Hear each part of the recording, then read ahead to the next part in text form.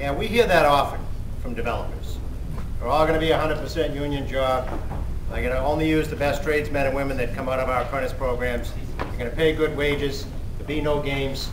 And we're all going to work together and walk off into the sunset after the job's done. And as you all know, too often those are just promises. But I can happily report to you, and many of you have been involved in those conversations know, that it's not just a promise with our friends at Plymouth Rock Studios. Last year, David Kirkpatrick from Plymouth Rock Studios came here and did a presentation. It blew me away. It blew away a lot of the people in the audience, and it continues to blow away a lot of people at our international level and at our conventions. David's been a man of his word.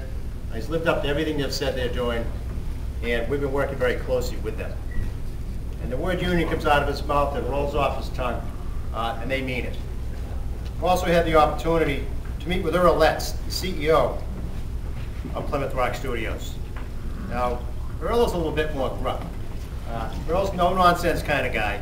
And we were talking about doing a PLA, when we're talking about doing a memorandum of understanding, he says, just get me the damn thing and we'll sign it. Well, we did that, we got it to them and they've signed it, and we're going to sign that here today. I'm excited that these are going to be green jobs. The National Building Trades, and you'll hear from our president, Mark Ayers, tomorrow, has launched a Green Jobs initiative for training the workforce of the future. We've done a lot of that already in our apprentice programs, and we're stepping that up to meet the needs of this and other projects all around the Commonwealth. At this point in time, it's my privilege and honor to introduce two men who will become friends, not just to myself, but of the building trades community. David Kirkpatrick, Chairman and Executive Managing Officer of Plymouth Rock Studios, and Earl Letts, CEO of Plymouth Rock Studios.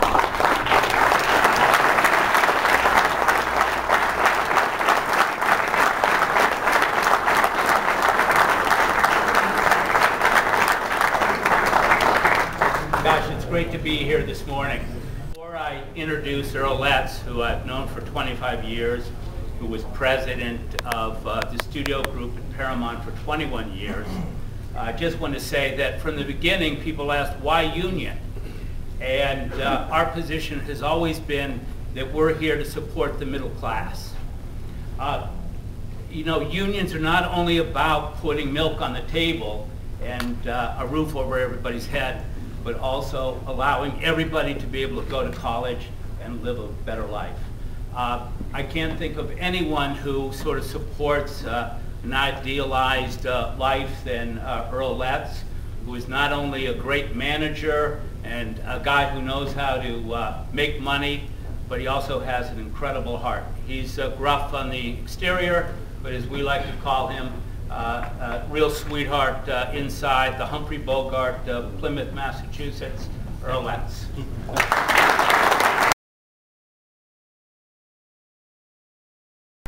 know, I can't watch that because every time I watch it I get choked up, and because that's really what we believe.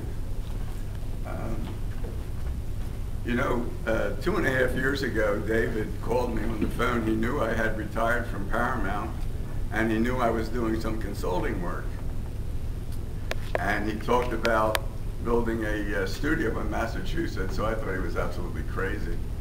And I said, well, you know, I'll go out there with you and take a look. One thing that hasn't changed was our original thought of building the studio union and running the studio union. And that's because David and I spent our whole lives working with unions. And so this is nothing new for us. We know that, you know, as far as I'm concerned, you know, everyone says, well, you know, it's going to cost you 20% more. And I really think that's bullshit.